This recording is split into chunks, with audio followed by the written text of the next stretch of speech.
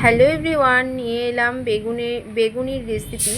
তো আমি কিন্তু বেগুনগুলো এই যে গোটা নিয়ে নিলাম। তারপরে আমি এই যে কেটে নিয়েছি সুন্দর করে পিস পিস করে।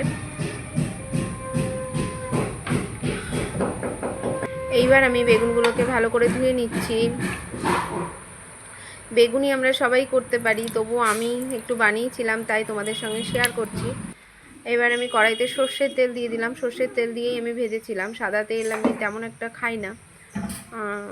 তো যাই হোক,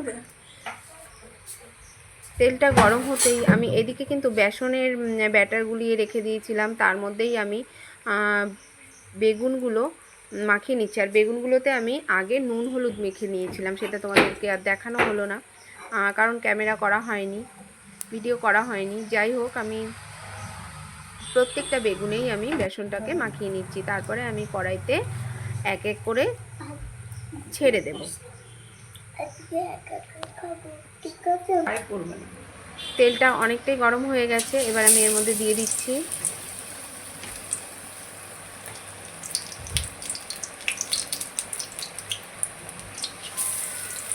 বর্ষার দিনে এই সন্ধ্যাবেলায় কিন্তু এই টিফিনগুলো বেশ ভালোই লাগে, মজাদার খাবার আর কি।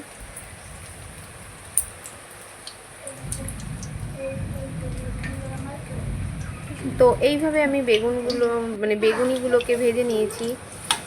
এক পাশ হয়ে গেলেই আমি আবারও উল্টে নিয়েছি।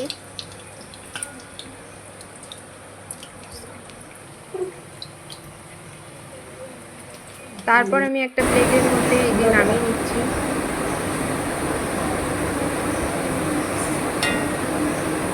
এক এক করে সব বেগুনিগুলোই আমি নামিয়ে নিলাম। আর এটা আমরা সন্ধ্যাবেলায় খেয়েছিলাম মুড়ির সাথে। মুড়ি আর বেগুনি, মুড়ি আর চপ কিন্তু খেতে ভালো লাগে। কে কে আমার মতো পছন্দ করো তোমরা একটু কমেন্টে জানিও। আমার সোনা আবার মুড়ি খেতে একদমই পছন্দ করে না, ও শুধু খেয়েছিল। আর আমার বাবার মুড়ি দিয়ে বেগুনি দিয়ে খেয়েছিল, আমরাও ঠিক তাই খেয়েছিলাম, মুড়ি দিয়ে খেয়েছিলাম।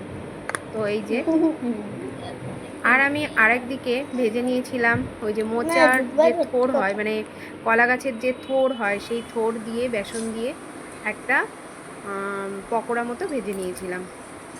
ওটাও খেতে ভালো হয়েছিল, খুব সুন্দর হয়েছিল।